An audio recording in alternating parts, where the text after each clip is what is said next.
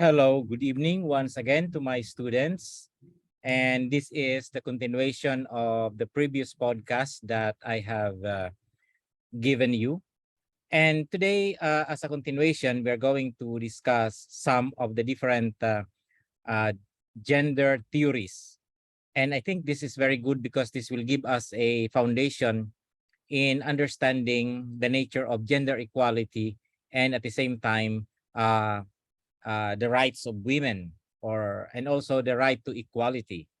Alam niyo, sabi nga natin, kung tayo ay may mga pinag-aaralan tungkol sa gender equality, ang mga bagay na ito ay may pinaghuhugutan. That's why it's very important that we understand feminist theory sapagkat ito ang mga theory na naging catalyst. These are the theories that became catalyst in the pursuit of the liberation of women. So without much ado, allow me to share with you my screen, and I'm going to present you some slides that will guide us in our discussions for today. And it is taken actually from the book of Linda Lindsay. The title of the book is The Gender Roles, A Sociological Perspective, a fifth edition. So it is actually it is a textbook that contains everything that we need to know about sociology of gender. But anyway, we are just focusing on the first chapters, and I have tried to make a concise presentation of it, so that you'll be able to understand the nature of this particular theory. Please take note that feminism is not just a movement, but it is also a theory, and as such, it is also recognized in the academe as a theory, another perspective among the many sociological perspective. Okay. Maybe you will wonder, what is feminism? We have heard about it, and there are many stereotype statements about feminism, but some people really do not understand what the meaning of feminism and what it is and what it stands for.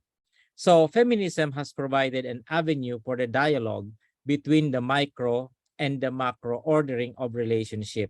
It has challenged all forms of assumption. And this is in particular, it has challenged the sociological order brought about by patriarchy.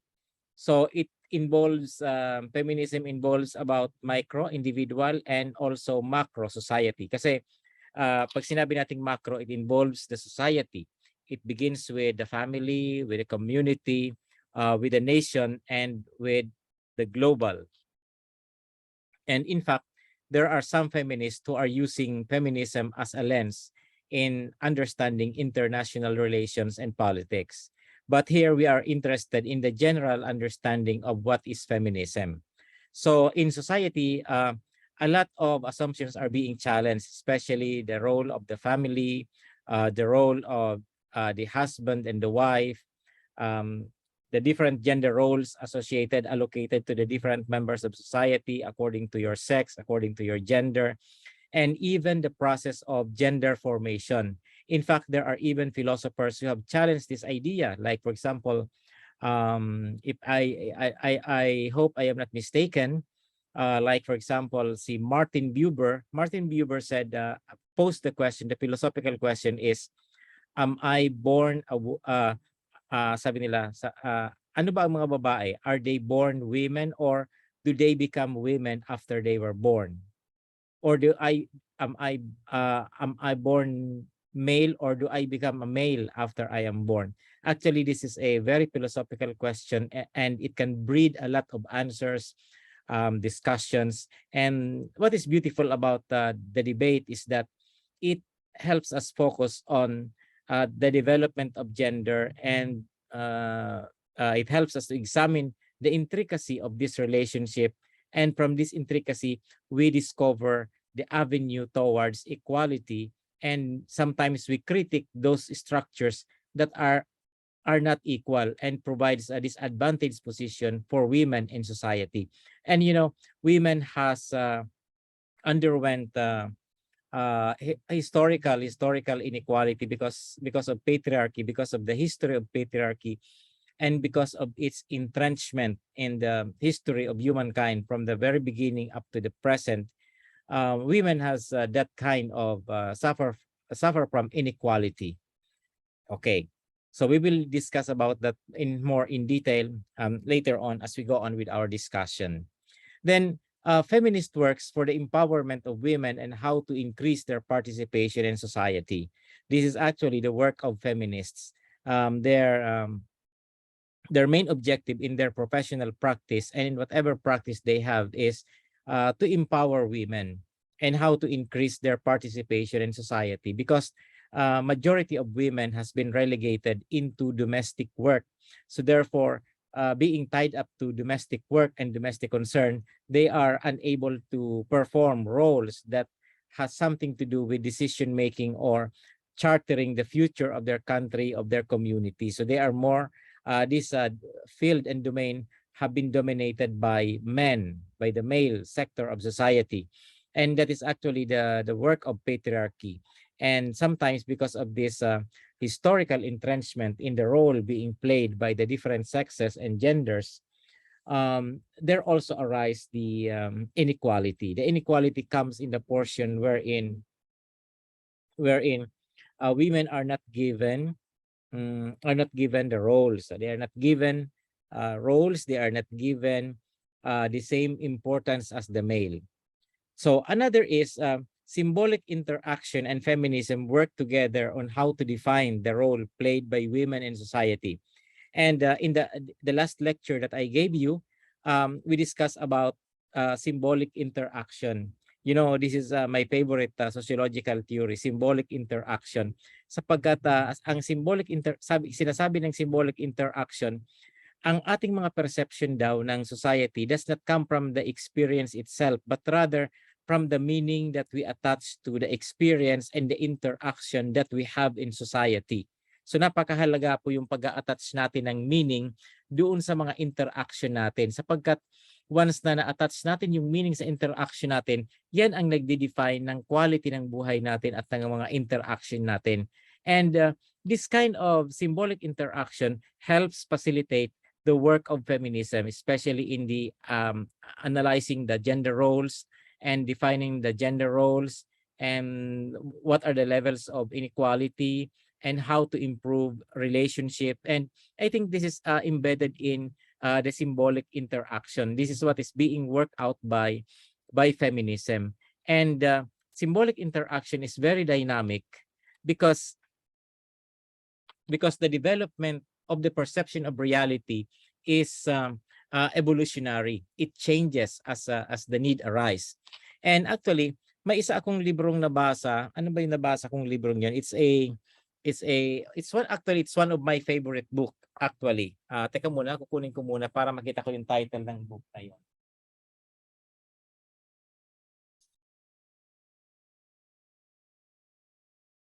Yes, actually the book that I have read is it's called Demonic Males. Yan, a very tawag dito, very catchy ang title ng kanyang libro, Demonic Males. This book was written by Richard Wrangham and Dale Peterson. And actually they consider this as one of their monumental work. Because the book Demonic Males discuss about the apes and the origin of human violence. Actually ang center ng book na ito is human violence. They're trying to write about human violence, and they have this presumption that violence is the domain of the male species.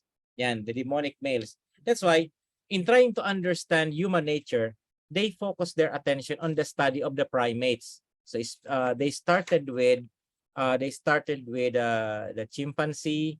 They study about they talk about the orangutan. They talk about they discuss about the what's that the gentle apes of Borneo. um I forgot the name of that. What's the name of that? Ano bang pangalan ng mga anong yon? Mga hindi ko maalala, hindi ko maalala yung pangalan ng mga yung mga apes doon sa Borneo. Then they talk about the bonobo. Yan. So nagsimula sila itong si Peterson at saka si Rangham. Nagsimula sila sa pag-discuss ng characteristics ng chimpanzee. Kaya kung magtataka kayo, bakit kailangan pag-aralan itong mga primates na to? What can we glean out of them, out of this evolutionary study of the primates? Kasi ang ina-analyze nila dito yung violence. Ang kanilang hypothesis na ang violence daw is the domain of the males and that the males are by nature dominant physically and whatever, mas dominant yung mga males kaysa sa females. But at the end of their discussion, sa pag-aaral nila yung mga bagubo, especially the bagubo, this is a kind of a species, parang monkey-like species. Nakita nila doon na it's also possible na sa halimbawa dito they started with the chimpanzee. Doon sa mga chimpanzee, they realized na it is a patriarchal society. It is dominated by the alpha male. So yung kanilang mga communities, mga families nila ng mga chimpanzees are headed by the males. And sometimes they practice also misogyny, itong mga male species ng chimpanzee. Then they also have these orangutans. This is the apes of Borneo. So doon nila diniscuss yung tinatawag na rape kasi ang mga orangutan, especially the female orangutan, they are not so particularly interested in sexual relationship. That's why napakahirap i-breed itong mahirap ang multiplication ng mga orangutan kasi minsan nanganganak sila, once lang sila na manganak, sometimes it takes several years bago sila magkaanak ulit or minsan isa lang talaga yung nagiging anak ng babae kasi hindi sila mahilig sa sexual relationship. And sometimes in order for them to have a sexual relationship is that they have to be raped by a male orangutan. Kaya sabi ng author, kadalasan daw almost majority of pregnancies among orangutan is the result of rape. Yan. So doon sa chimpanzee na-emphasize yung tawag doon yung patriarchal role of the male. Then doon naman sa mga orangutan yung violence associated with rape. Then dito naman sa sa mga silverback, yung mga I don't know, hindi ko maalala yung dito. Pero doon sa kahuli-hulihan, makikita natin dito yung bagubo. The bagubo, sabi nga doon, the bagubo monkeys are headed by a male alpha male leader. Kaya lang what is unique about the bagubo is that an alpha male can never be an alpha male unless he is supported by his mother. So meaning to say, pag nagkakaroon sila ng mga hunting expedition, yung mga lalaki, when they come home, iniintriga nila yung kanilang mga catch doon sa mga kababaihan. And usually the mother of the alpha male is the one who becomes the leader among the women, and they are the one who makes the decision how yung kanilang nahuli sa pag-hunting, paano yun hahati-hatiin. And usually, yung alpha male is being supported by the mother and by the social circle of the mother, who are also, most of them are also females. Kaya sabi ng author sa conclusion niya, he therefore conclude that males are truly dominant. They are more powerful than the females. But through the intelligence of the evolutionary process of human beings, as we evolve and as we continue with the evolution and with the power of our intellect, we can always foster dialogue and promote equitable relationship.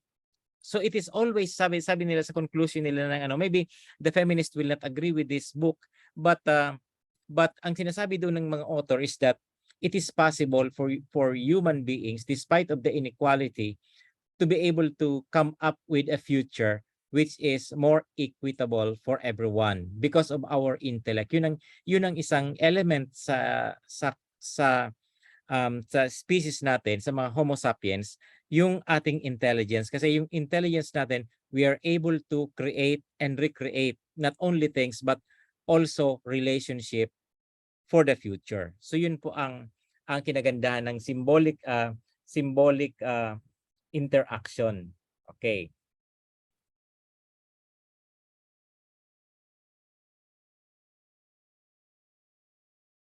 Okay. So let's continue with our discussion. Okay. Now, there's also a discussion about the gender, the race, and the class, how this interact. So part na naman ito ng symbolic interactionism. So may itong mga conceptual categories nito, nag-interact sila. And sometimes it is used in the analysis of social relationship, and some aspects of race and class tends to be feminized. Bakit pag dinidiscuss na natin yung topic ng race at saka class, nagkakaroon siya ng tendency to venture into feminism. Kasi nga yung halimbawa in the study of race, for example, race relationship, yung relationship ng mga iba-ibang lahi, for example, in a multicultural society, makikita mo usually na nasa disadvantaged position yung mga race. For example, imagine yourself to be a colored or a black woman and you're interacting with a multicultural society. So if the black man or the colored man encounters discrimination, how much more the women? Okay, among the classes also, it always tends to be that in the lower echelon of the social class, it is usually the women who are at the most disadvantaged, especially if the women are not empowered and especially if they don't have the proper education to be able to venture into the world. So women are at a higher risk of being poor. That's the bottom line of all this analysis. So when we try to feminize the study of race and class and gender, then we always come to the conclusion that women are at higher risk of being poor because of the reproductive work assigned to them, which is purely domestic and does not have this is the kind of role or work that that does not allow them to make use or decide on resources. Kumbaga, yung lahat ng mga financial at saka material resources at ang control ng mga resources na ito ay nandoon pa rin sa mga lalaki. Although at times, nagkakaroon din ng control yung mga babae, pero ultimately it is still the man who controls these resources. Therefore, if a person or if a group of people or sector does not have control over resources, it will be difficult for them to make decisions about their future. So yun po ang tatandaan natin. Mahalaga po ang connection ng self-determination and the control of resources. Sapagkat pag wala kang control sa mga resources, you will not be able to make your own decision. You will not be able to decide or to project or to decide what your future will be because you will be dependent on the one who holds the purse, the power of the purse. Okay. Let's go to the next slide. Let's take a look at the feminist perspective on the family. So first, the traditional family as sources of patriarchal dominance. This form of oppression does not occur in a vacuum, but is contributed by factors outside of the family. Yan. Yung role, the patriarchal role of the family, the dominance of the male, the dominance of the father. Kaya katulad ng sinasabi ko kanina sa unang lecture ko, yung very common na kasabihan nating mga Pilipino na ang nanay ang ilaw ng tahanan at ang tatay ang haligi ng tahanan. This specifically actually speaks about the role of the members of the family. And this is also a form of the feminization of the roles. So bakit sinasabing ang tatay ang haligi? Sapagkat siya yung nagtatrabaho, siya yung nag-earn ng money, siya yung nagko-control ng mga resources, siya ang nagpo-provide sa family, siya nagpo-provide ng pagkain sa mesa. That's why all the decisions is centered on the father because he has control over the resources, while the mother stays at home and is responsible for the children, because she is tied up with pregnancy and also child rearing. So therefore, most of his work and tasks are those only that are related to reproductive functions, and those that will not require her to move away from home, so that she can take care of the domestic work. So women are also disadvantaged by their race and social status, which add up together to gender. Yan. So mas na-disadvantage kung may problema nga yung race at saka yung social status, then the more, especially if you find yourself that you are a woman and you are in the lower echelon of the social class or social status. So some criticize feminism on the ground that it fails to recognize the practical benefit of marriage and the stability and ease it brings to the family. Yan, ito rin ang criticism sa feminism. Sapagkat china-challenge ng feminism ang structure ng traditional family. Pero sabi naman ng iba, ng mga critics, hindi naiisip ng feminism na mas maganda pala, na may benefit pala yung structure ng family. Halimbawa, yung tatay ay nagtatrabaho, nagpo-provide, yung nanay naman ang take care ng mga domestic work, parang nagkakaroon ng functional viability yung family, nagiging stable. Yan. Katuloy ito sa isang nabasa kong like for example a particular religious sect in the US, ang tawag nila doon ay ano ba, Mennonites ba yun or Amish? Yung mga grupo na yon, they are being taught to be non-violent and at the same time to be humble. Yan, to be humble. That's why yung kanilang mga communities, close-knit communities are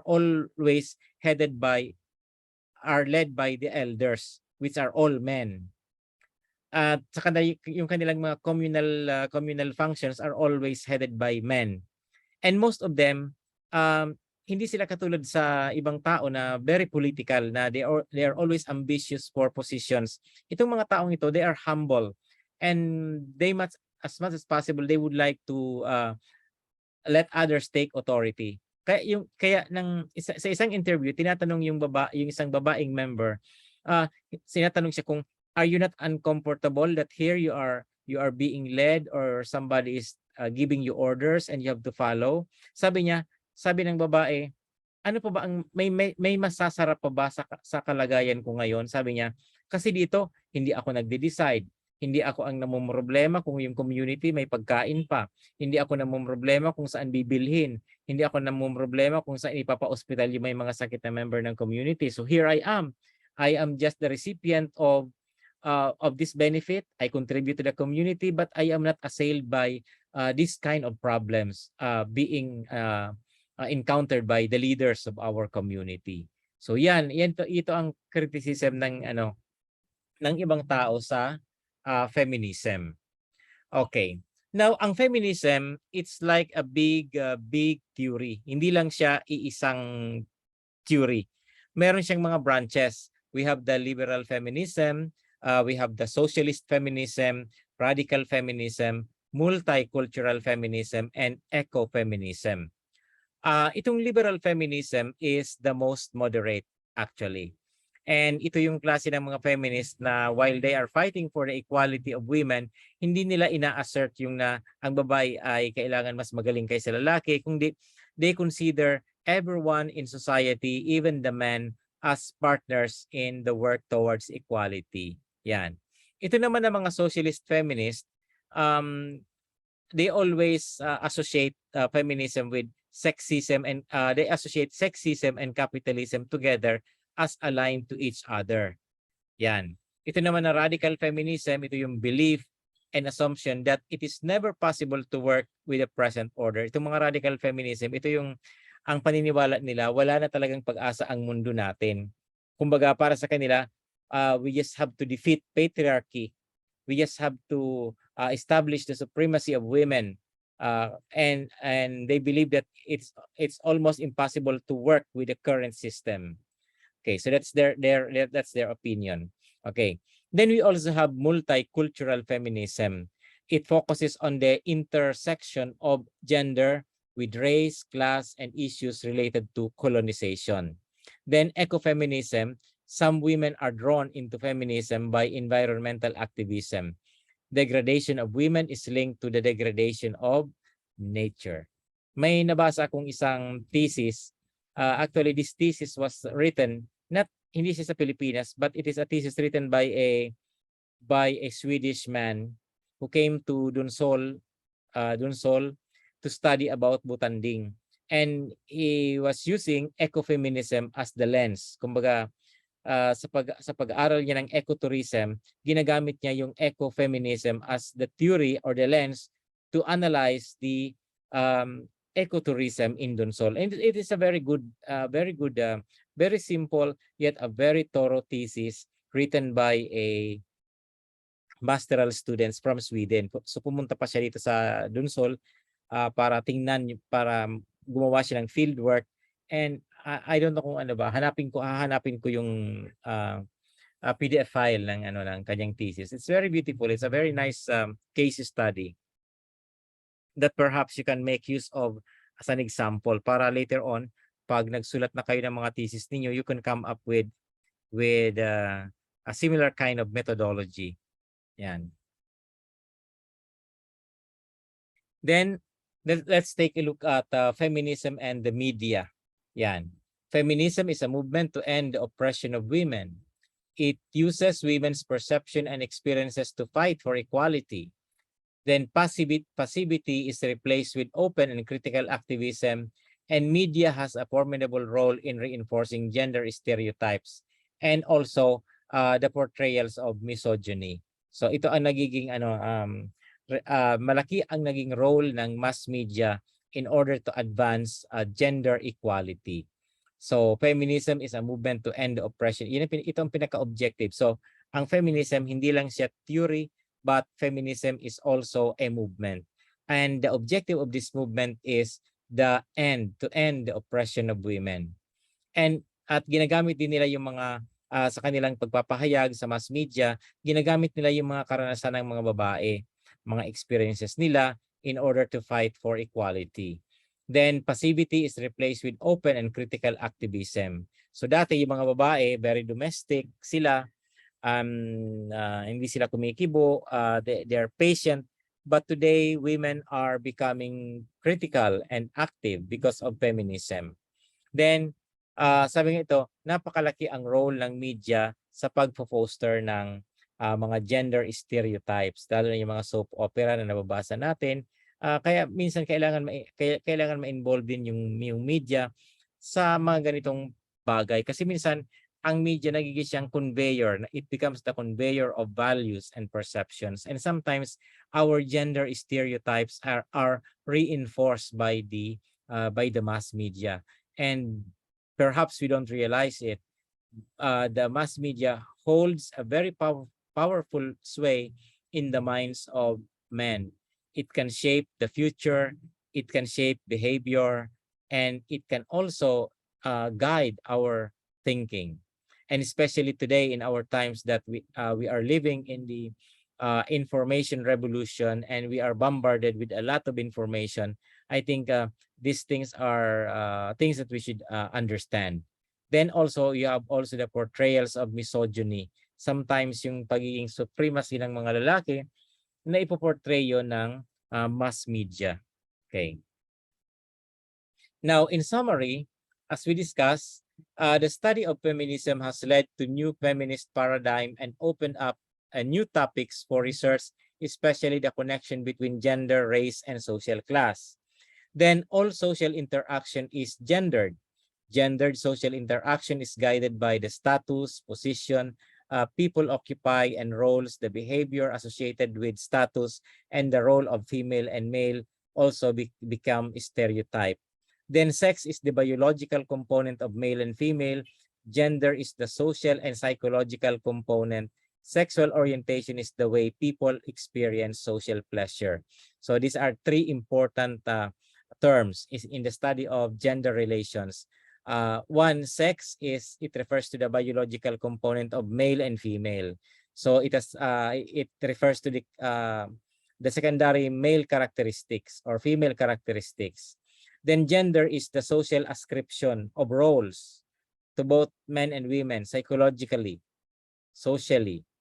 Then sexual orientation is the way people experience social pleasure. No, hindi pala ito social pleasure. This is sexual pleasure in relation to other people, whether of the same sex or of the opposite sex or whatever kind of orientation that the person has. So these are the three important concepts and elements that we need to remember in the study of gender.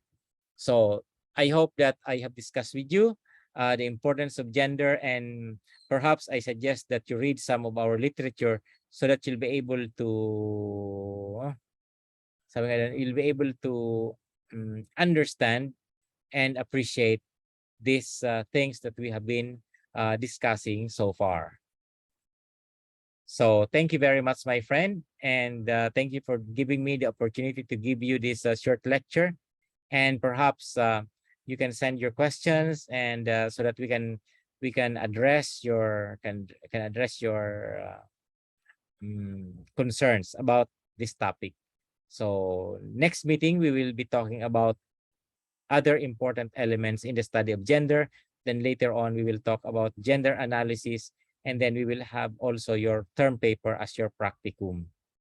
So thank you very much, my friends, and good night to all my students. Good night, and later on magbibigay ako ng activity sa Google form, and try to watch for it.